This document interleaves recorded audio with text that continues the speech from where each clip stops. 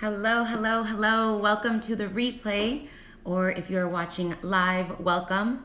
My name is Marissa, and this is Matcha Mondays. This is where we talk websites, branding, business, and whatever else may come up. Hello, thank you so much for being here. So, something I've been thinking about lately, as I have my non-matcha, I just straight up always end up doing coffee. The intention is to do matcha, but it always turns out to be coffee. But something I've been thinking about a lot lately and that I've been wanting to share are some of the things that I wish I did differently when I first started my business. And I narrowed it down, and let's keep it real, there's a lot of things that I wish I would have done differently, but there are three main things that I want to share with you today. So that's what we're going to talk about. Before I get into that, I do want to mention that I don't believe that there is such a thing as failure, because I believe that you either learn from something that didn't work or you get what you want. So it worked out exactly as you wanted it, great. But if not, you learn something, right? You get a lesson, you get some type of insight or transformation that you didn't know that you needed before. So let's just keep that in mind as I share with you the three different things that I wish I knew when I started my business. So number one, I wish I would have focused on serving the audience I already had. So I had a photography business. I started a photography business over a decade ago, and I had an audience that I was already serving based on their interest of photography. I used to do weddings and lifestyle portraits. So after I did photography, I started getting into the wellness and fitness industry and plant-based lifestyle and all those things. So the people that I was serving when I had my photography business, I combined them with the people that I started attracting when I started talking about fitness and wellness and plant-based lifestyle. So I had an audience. Well, when I started the Meraki Collective, which is where you're watching now, I decided, I'm gonna just start a whole new thing and just not bring any of those people along with me. And it sounded good at the beginning because I was like, this is a totally different industry, it's a totally different thing.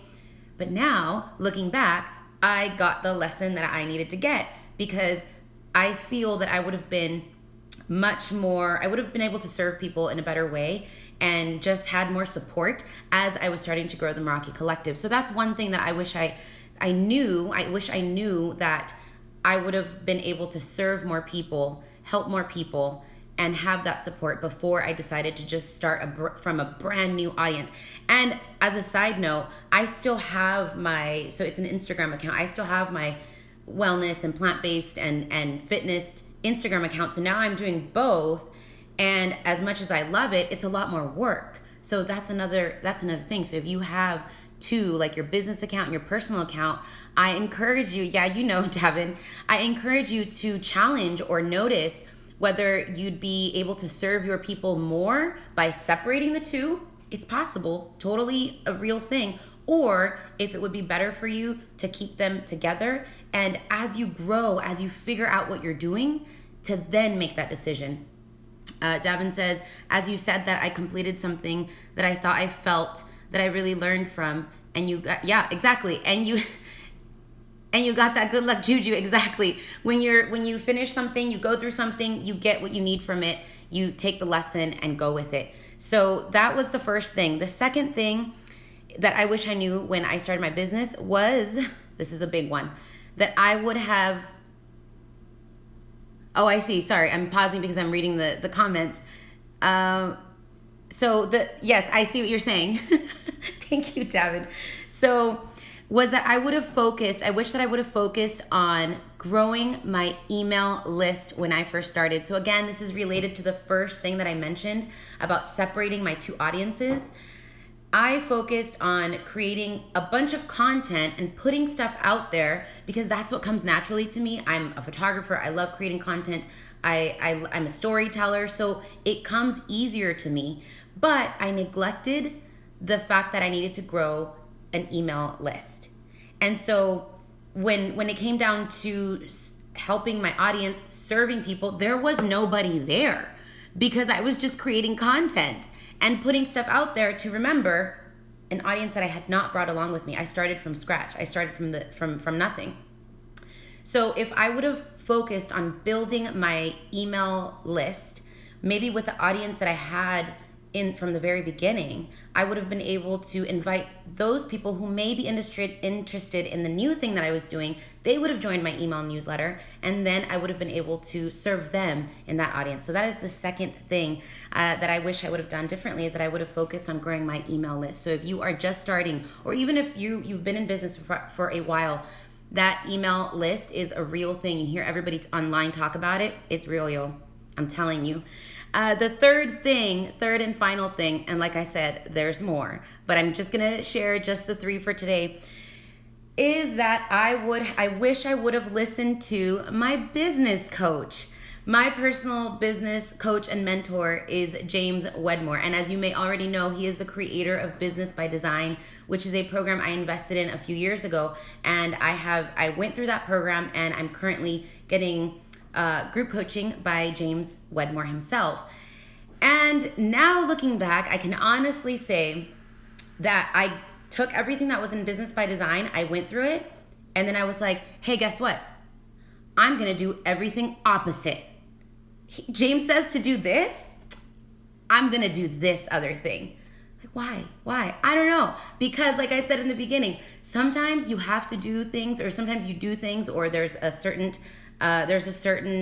result, or not consequence, I guess result, yeah, that is a lesson that you need to learn, and maybe there was no other way that you're going to learn it. And I can clearly be very stubborn, and I was like, you know what, James, I know better, so I'm going to do it this way. That didn't quite work out, because I learned a ton. And again, now looking back, I'm able to help people who are starting their business, or who are thinking about starting their business or growing their personal brand, and I see them almost make the same mistakes that I made, and I'm like, okay, possible you can do that, or consider this other possibility, because girl, trust me, been there, done that, and you may just be making it harder for yourself. So if I would have listened, I don't know what the outcome would have been. Outcome, that was the word I was looking for earlier. I don't know how things would have been different if I would have done these 3 things differently. I have no idea. I'm grateful and proud of how things have worked out. But of course, these lessons I want to share with you in hopes to help you see something from a different perspective. Or maybe if you are currently trying to figure out, like the first one, right? Should I separate my audience? Should I not? Maybe consider these things and see what really would serve you and your audience best. And of course, if you are working with a coach, or if you and I ever get the chance to work together, I will definitely share new perspectives with you and hope that it will help you make the right decision. And speaking of James Wedmore and Business by Design, if you are on my email list, or if you watched my last video here on Instagram or even on Facebook, I mentioned that Business by Design is James Wedmore's amazing program that he only releases 1 time per year, and it's only open for enrollment for a couple of days. And that is happening today from today's Monday. It's Monday. I don't know what day of the week. I think it's the 22nd, maybe 23rd. But it's only open for a few days, and it closes for enrollment. Enrollment closes, on Thursday. So I invite you to check out the link in my profile, themeraki-collective.com. Eddie and I have put together amazing bonuses that you have the opportunity to get if you sign up to Business by Design through our link. And one of those bonuses is a free WordPress website template. And you also get a 90-minute strategy session with me. And you also get access, lifetime access, you get access to my Instagram program that will teach you how to use Instagram for your business. So take a moment to take a look at those bonuses, and definitely check out Business by Design. I'm sure you've heard talk of it. If you're, like I said, if you're on my newsletter, if you watched any of my stuff within the last week or so, you've heard me talk about it.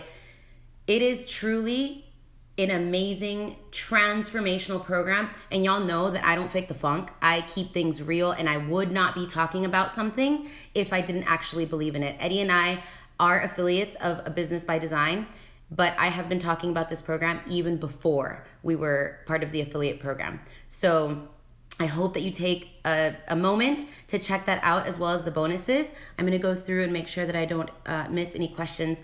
So Devin says, what's your suggestion of how long you keep something that you feel is failing? Oh, okay. So what's your suggestion how long you should keep going at something that you feel is failing? I think so much of it has to do with how it feels. So I challenge you to ask, what is it about that thing that you feel is failing?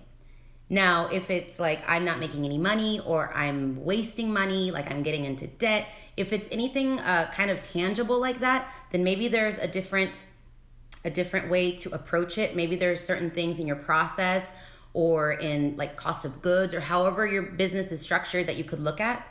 But if you feel that something is failing because you may be looking at what other people are doing and you are not at their level or doing the same thing that they're doing or getting the same results, then I challenge you to question whether what you're doing is actually failing, or you are comparing your beginning of the journey or your process to somebody else's, like, let's say, like, I don't know, 10 plus year journey. So that's just something to consider. Like I said from the very beginning, I don't think anything is a failure. You either get the lesson that you needed or you get what you wanted. And even then, there are lessons. I hope that that is helpful. And again, my name is Marissa. I am one half of the Meraki Collective, where we create gorgeous and strategic websites for coaches, consultants, and professional service providers. Thank you so much for being here live. And if you are watching the replay, thank you for being here. Please let me know if there's any way that I can help you. If you are considering joining Business by Design, send me a DM if you'd like to chat. We'll set up a free, right on my website, I have free 30-minute calls that I'm taking all this week to help people decide and see if Business by Design would be right for them. Thank you so much. Thanks, guys. I'll see you next time.